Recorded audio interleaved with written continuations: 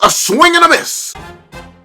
What's up guys, Pencil here, and we want to do a nice little quick review of chapter 248 of Jujutsu Kaisen, which is known as The Decisive Battle of the Uninhabited Demon-Infested Shinjuku, Part 20.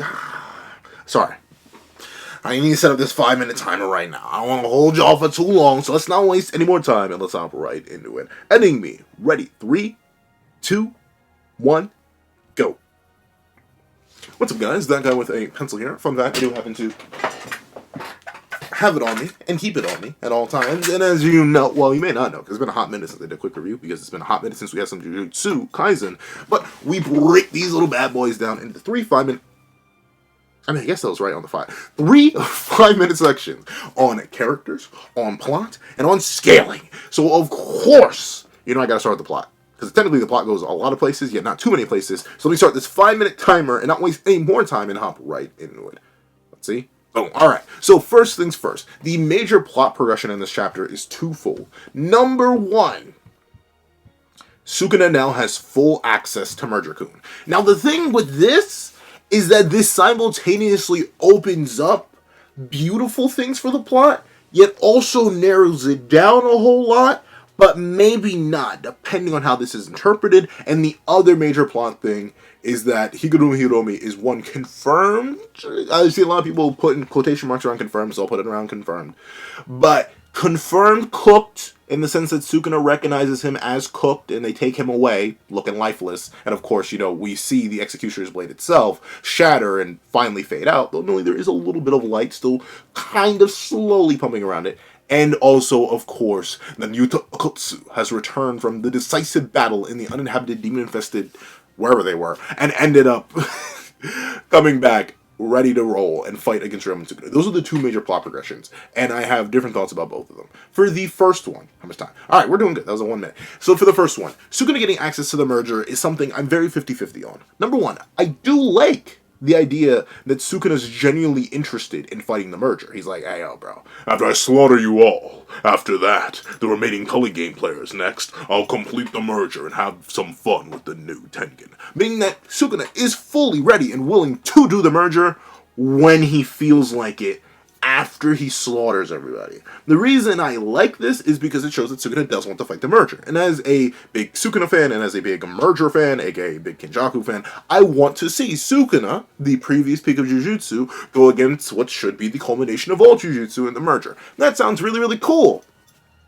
But unfortunately, it kind of makes, at least from my interpretation of it so far, it makes the series very segmental in the sense that it needs to go in a progression basis. The big reason I was so happy that we had Kenny and Sukuna at the same time is because either of those characters could have gotten in each other's way. Like, Sukuna could have just ignored Kenny, like he did, and that allowed Yuta to come in.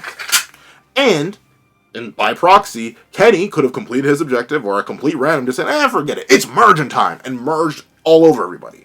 But now with Kenny essentially soft confirmed, well, pretty hard confirmed realistically, but I'm calling it soft confirmed for the Kenny Copium, but with Kenny essentially soft confirmed to be cooked by Yuta Okkotsu. I know he adds the rule relatively late, so presumably Kenny's head was still around, but considering Yuta shows up not 2 seconds later, with Kenny essentially hard confirmed to be cooked, and the merger authority being transferred over to Ryomen Sukuna, as the Kogane explicitly says, a player has added a rule to the Gun Games. Rule number 15, authority to begin the great merger between Tengen, has been transferred.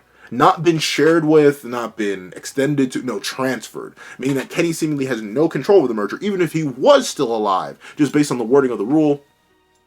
I don't know. It kind of means that they beat Sukuna, then they have to fight the merger, or Sukuna gets desperate and then he releases the merger, or something. Like, I don't know. The chaos that was in the narrative and the plot progression kind of disappears with this, which I don't like, but I do like that Sukuna is interested in the merger and is willing to play with the new Tengen. First, when Kenny got, I was kind of scared that the merger just wasn't going to happen, and to be fair, actually, I'm still kind of scared that the merger may not be able to happen, but with that being the case, that's my mixed feelings on that. And of course, the other plot progression being Yuta's return. Now, Yuta's return does have pretty interesting implications. Number 1, the fact that he's still in base means he has to put the ring on. He still has the possibility to be revealing more techniques. And there still is the possibility that he did just flat out consume, or have Rika flat out consume Kenny's head.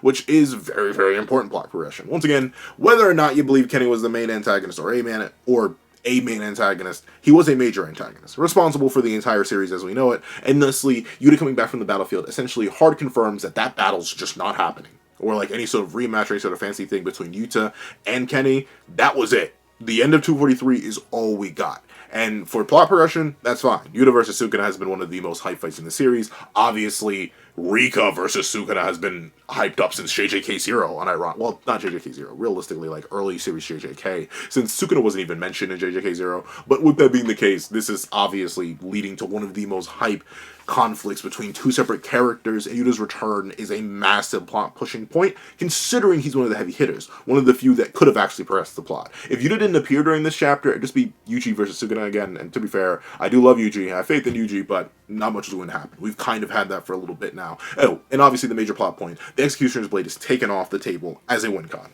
By it being destroyed towards the start of the chapter, that's it. We are not going to see it again, presumably, unless Higuro comes back and cooks again, but through one, boom! Alright, so we are done with the plot. Let's hop right into the characters. So, the character work in this chapter is actually genuinely, scrumdiddlyumptiously, some of my favorite, and notably it all centers around one particular man, and that is Sukuna, the King of Curses. Notably, a lot of the other characters tend to not actually do much this chapter. I did a reread after I did my super duper long form review, which you can check out. It's literally just on the channel. You can check it out with no ads if you become a patron or a member, but let me not waste any time trying to plug things. With that being the case, Sukuna's character introspection here is some of the most we've gotten from his character, just genuinely being a character and thinking on his morals and ideology. Of course, we spent a lot of time, especially towards the end of the Gojo vs. Sukuna fight, post it, and definitely during the Kashimo vs. Sukuna fight, examining Sukuna's character. Sukuna's explicitly telling us about his ideology, his methodology, his plans, all things that could be interpreted by earlier moments in the series, but it's been especially getting emphasized recent. That's not even how you say it. Emphasized recently. But this is the first time it's felt like we've actually had Sukuna sit down and have basically a one-to-one conversation with us. Of course, we are in Sukuna's head.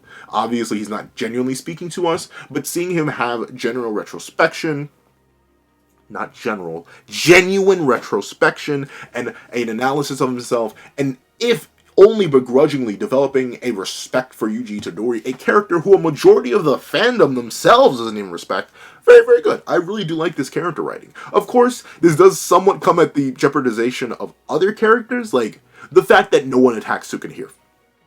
It's a weird thing. It's a weird thing, but for what we got on a character front, I'm going to take it 100%, no questions asked.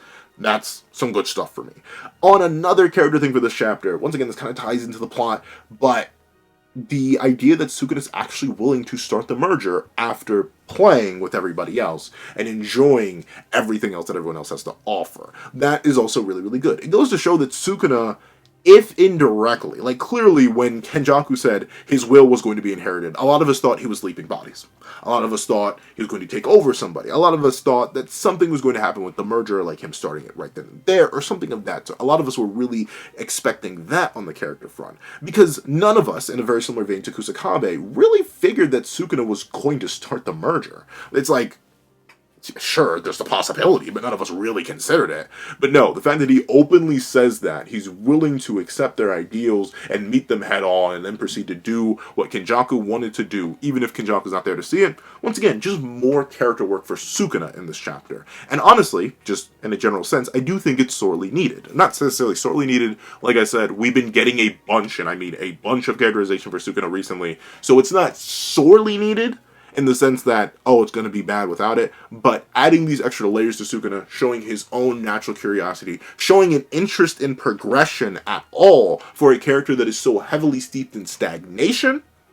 Beautiful stuff. Very interesting. Since we can no longer have the dueling antagonist dynamic of one antagonist focused on progression, the other antagonist focused on stagnation, if we're going to merge them together, I'm much more interested. I should have did that, merge. But if we're going to merge them together, I'm much more happy that he who was stagnant for 1,000 years is actually, due to the nature of Yuji Itadori, forced to be interested in progression and is going to allow that. Allow that. That is what excites me the most. It is one of my favorite character things. Once again, that is the kind of one character weakness of this chapter. No one else really gets any character stuff. Like, nobody. Like, that's the thing. But that's fine. Like, obviously, I like Sukuna getting characterization, and I understand you can't have everything at once. But like who else even speaks in this chapter? Like, literally for I believe like the first. Oh well, no. Itadori has like one word here. Then it's Sugana, Sugana, Sugana, Sugana, Sugana. Then a little bit more of Itadori. Sugana, Sugana, Sugana, Sugana, Sugana, Sugana. Kogane, Kusakabe, but like none of this stuff is new for the characters. Like getting more into Kusakabe's mindset is somewhat interesting, but like this is stuff that we've naturally inferred and known about the character. Nothing new is coming from this. All the new stuff that comes from Sukuna is nice though. It's fantastic. It's great. And if I had to take anything away from Sukuna in this chapter in order to give other characters more, I wouldn't. I really like it that much. And I know some people are going to be like, whoa, what's with the glazing? But hey, I'm really liking it. If we're going to make Sukuna our big bad final antagonist, make him more interesting. Like, overall, and let him have these character moments since he's afforded it by his level of power within the narrative. Good stuff. And, of course, just on a character hype level, I'm happy Yuta's back. Like, yeah, of course. Do I think Yuta's going to make it? I'm 50-50. But, oh, look at that. I've run out of time to talk about the characters. Let's talk about the scaling. Of course, the issue with Sukuna is that we just don't know. I would love to slop off. I would love to get down. Let me not even go anywhere near the direction I was going towards. But the big issue with scaling that's happened ever since Sukuna started fighting is that, one, no character should reasonably scale to him as he is currently stronger than Satoru Gojo, who cleared our entire cast for one, and for two, the man is clearly holding back. So sure, is this clash that Yuta Kotsu has with Ryomen Sukuna very, very impressive? Absolutely. Is the fact that Rika Orimoto, the vengeful cursed spirit, left as no more than a husk of the original, able to slam their palm down on Sukuna and force him to squat into it? Is it impressive? Absolutely and indubitably. Is it insane to me that my boy, Yuji Itadori, is able to not just block I'm about to say Itadori Sukuna, but is not just able to block Ryomen Sukuna while off guard and currently looking at his palms, but also react to and block not one, but two whole dismantles. Wonderful. Scrumdiddlyumptious. Amazing. Doesn't really mean anything. Once again, unless we get a statement or something that declares from Sukuna, like, I am currently going all out. I'm going to use all of my abilities to bring you sorcerers down. No one scales. No one scales. Like, the only soft, sloppy thing you can kind of give one character is Yuta, because we see Sukuna explicitly cover his, not fully healed, but his hand with cursed energy, and they clash, and they break even. That's like the one thing.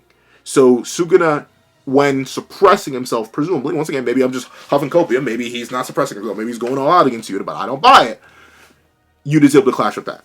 Just like when Sukuna's holding back and messing around, Yuji's able to block and react to dismantles. Once again, right now, this is just a byproduct of Sukuna being as strong as he is, and his genuine mentality and lack of seriousness when it comes to the narrative and the characters at hand. This is the byproduct where the scaling is going to sort of stagnate.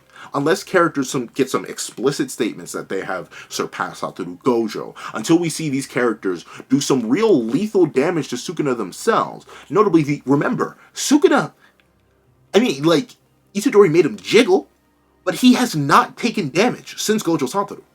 Not really. He took some damage from Kashimo, but that was when he was already 20 fingers burnt to the extreme in Meguna body. Ever since he incarnated, the only serious damage he took was cutting off his own hand. No one's actually been able to damage bro. And no one's really been able to tag him either. No one scales to him. And while it's great that our characters are confirmed stronger than their pre-time skip selves, they're nebulously stronger, to the point where it's kind of hard to quantify. So this chapter kind of doesn't help anything with that. It gives some characters nice abilities, like the fact that Yuji Itadori is just hardline confirmed to have RCT.